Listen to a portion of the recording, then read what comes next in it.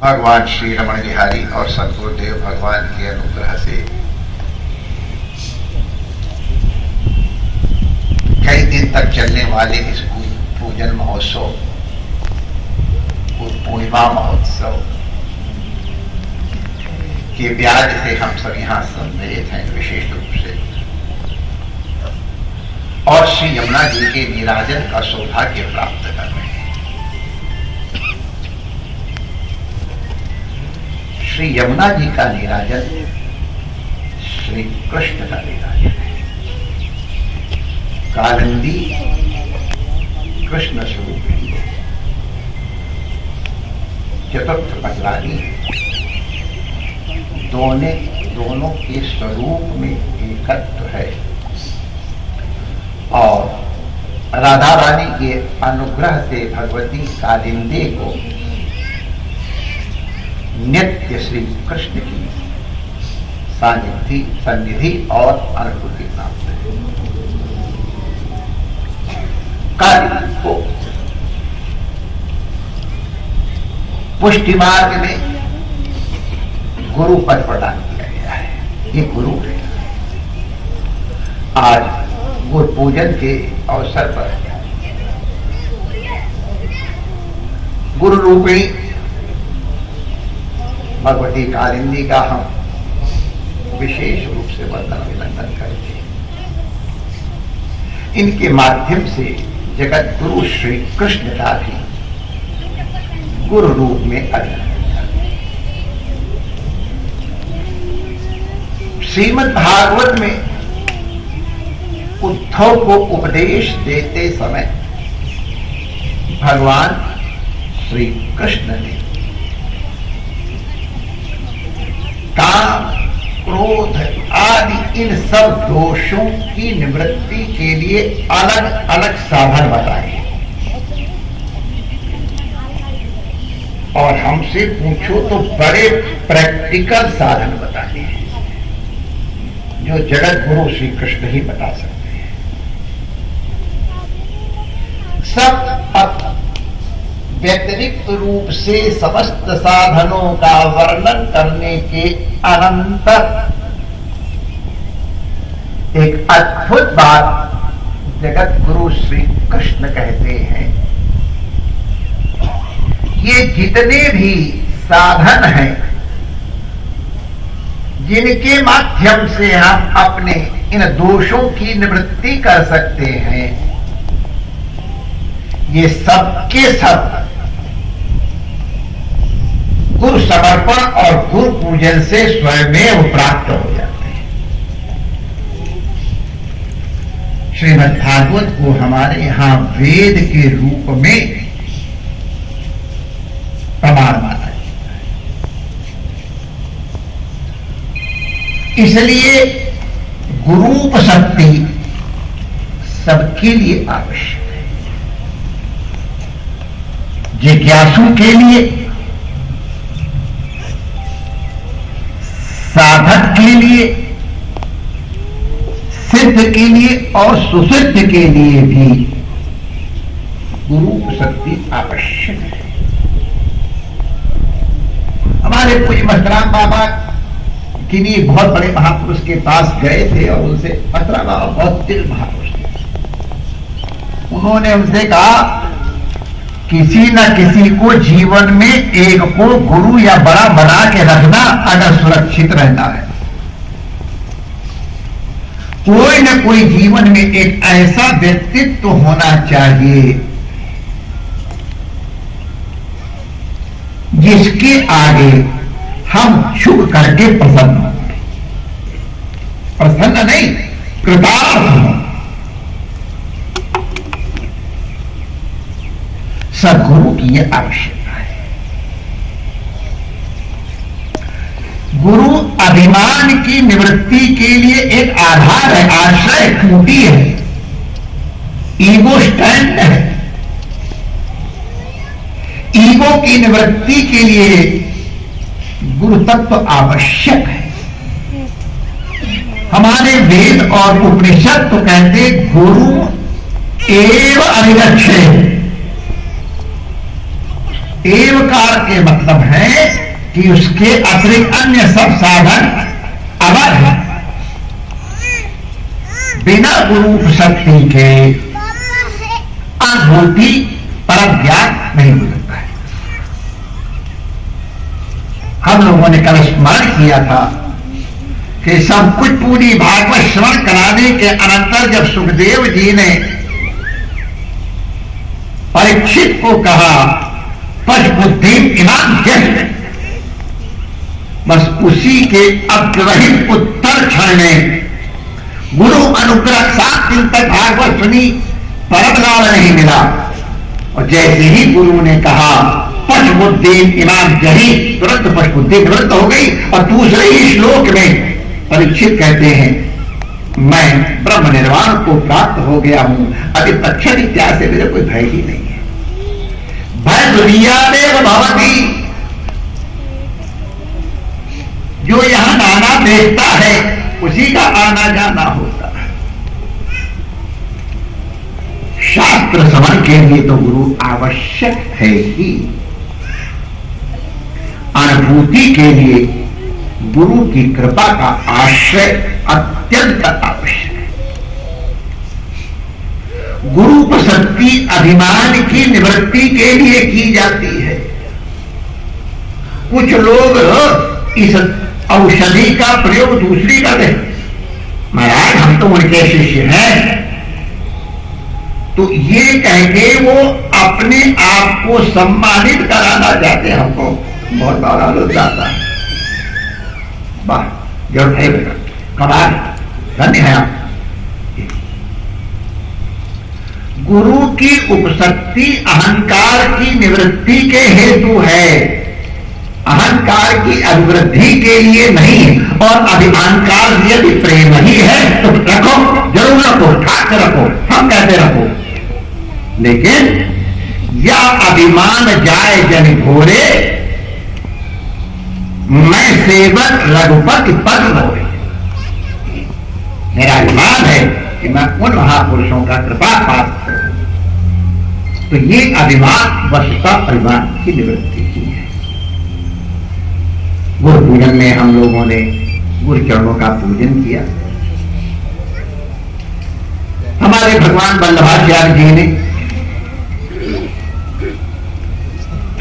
अद्भुत आचार्य, हम कहें तो वेरी प्रैक्टिकल आचार्य, अत्यंत स्थूल अंतःकरण वालों के लिए आश्रय प्रदान किया।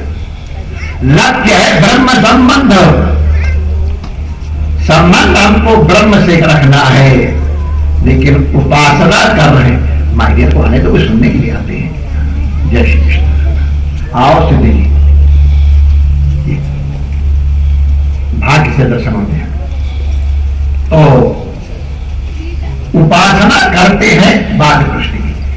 अरे बाल कृष्ण भी कौन से? यशोदो संग लालित, यशोदा की गोद में बैठने वाले लाला, जिसको पानी न पिला तो पानी नहीं पिएगा, प्यासा रह जाएगा। ऐसे श्री कृष्ण का लाड़ लड़ा करके, प्यार करके, अपने अंतःकरण के दोषों का निवारण किया जाता है। इसीलिए आचार्य चरणों ने कहा पूजा 3 प्रकार की है। एक पूजा शरीर से की जाती है,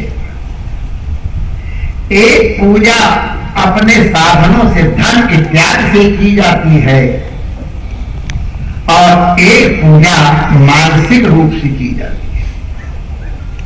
आचार्य जी कहते हैं मानसी सा परामता, निश्चित रूप से मानसी सा परामता, लेकिन उस मानसी सेवा तक पहुंचने के लिए शरीर के द्वारा, अर्थ माने हमारे पास जो वस्तुएं हैं उनके द्वारा पहले करना आवश्यक है। हमको उस परम तत्व, हम अपने गुरु को, उस ब्रह्म को जिसके साथ संबंध किया है सदगुरु ने, उसकी अनुभूति के लिए पहले ठाकुर का लाल लगाना, उनकी लाल लड़ाई बात तो फिर हम लोग ऑर्डर करते ही रहेंगे, करेंगे ही। उनके लाल लगाते हुए, उनको नहलाते हुए, उनको खिलाते हुए, उनका पूजन करते हुए, अरे यार उसे रूठते हुए, लड़ते हुए, प्यार करते हुए, अब जो माई डियर है उसी से तो लड़ेंगे, कहां जाएंगे?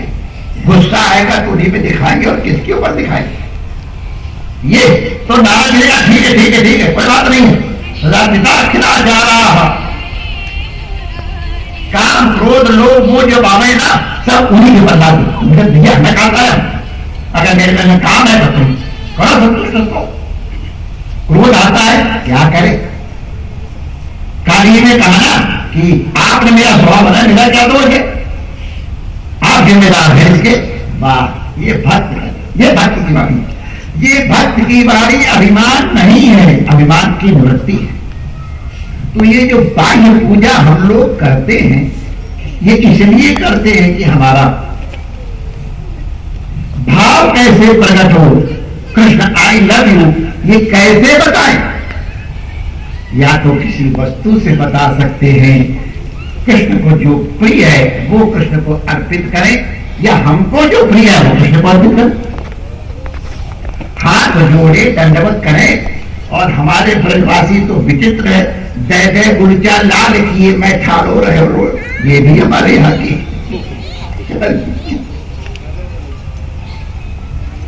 और तो हम शरीर से, वस्तु से या अपनी वाणी से अपने भाव को प्रकट कर सकते हैं। चौथा गुण है, हमको भगवान के लिए प्रकट नहीं करना है, वो तो सर्वज्ञ है, हमको अपने लिए प्रकट करना है। माय डियर, तेरे बिना रहा। इसी दृष्टि से गुरु पूजन किया जाता है। गुरु ब्रह्म तत्व है, प्रकाश तत्व है, प्रकाश स्वरूप है, और इसलिए अद्वैत रूप है। सत्य तो हो ही नहीं सकते, प्रकाश तो हो ही नहीं सकते।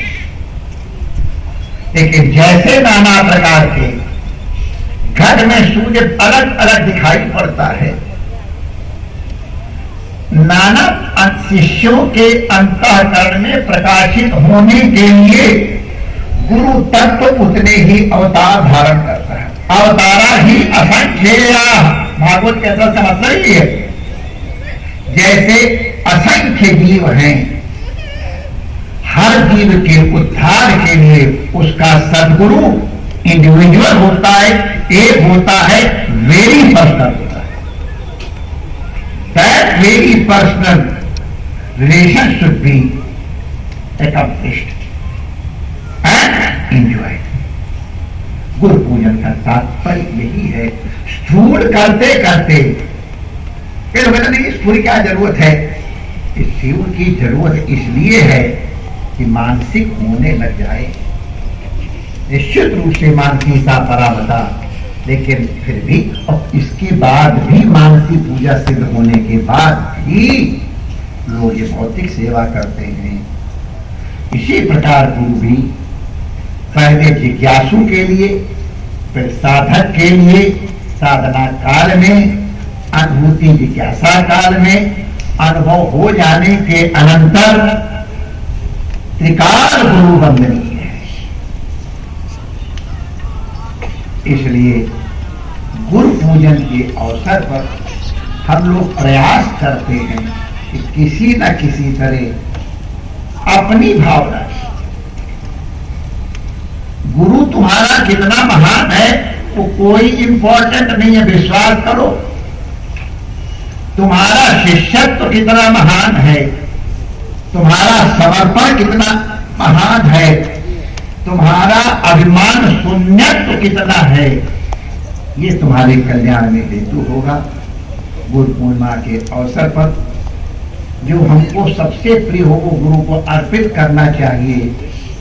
अपना अभिमान हमको सबसे ज्यादा प्रिय है, वही अभिमान गुरु के चरणों में अर्पित कर हम कृतार्थता की अनुभूति करें। परमात्मा आप सबका मंगल करे। सभी महापुरुषों के चरणों में वंदन। जो भाई बहन यहाँ उपस्थित हैं और जो विज्ञान के माध्यम से हमसे जुड़े हुए हैं, सबके हेतु मंगल कामना करते हैं। गुरु रूपा जगत गुरु श्री कृष्ण की प्रियसी हम सबका मंगल करें। जय श्री गुरुभ्यो नमः। हरि ओम। न कर्मणा न प्रजया धनेन त्यागेनैके अमृतत्वमानशुः परेण नागं निहितं गुहायां बिभ्राजते तथ्यतयो विशन्ति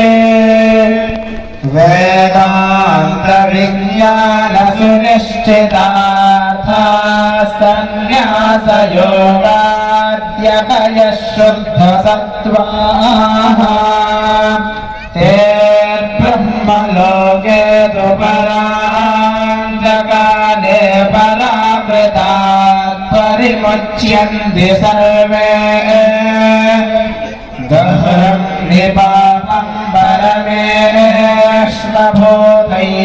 पुण्डरीकं पुरमध्यसर्गस्थम् तत्रापि दहरं गगनं विशोकस्तस्मिन् यदन्तस्तदुपासितव्यम् यो वेदादौ स्वरः प्रोक्तो वेदान्ते च प्रतिष्ठितः तस्य प्रकृतिलीनस्य यः परः स महेश्वरः।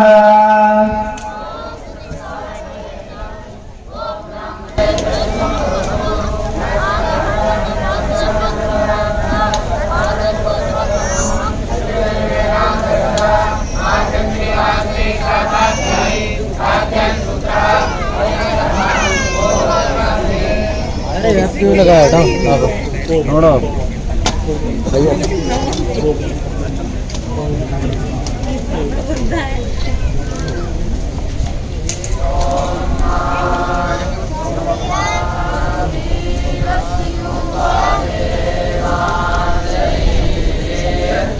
Shah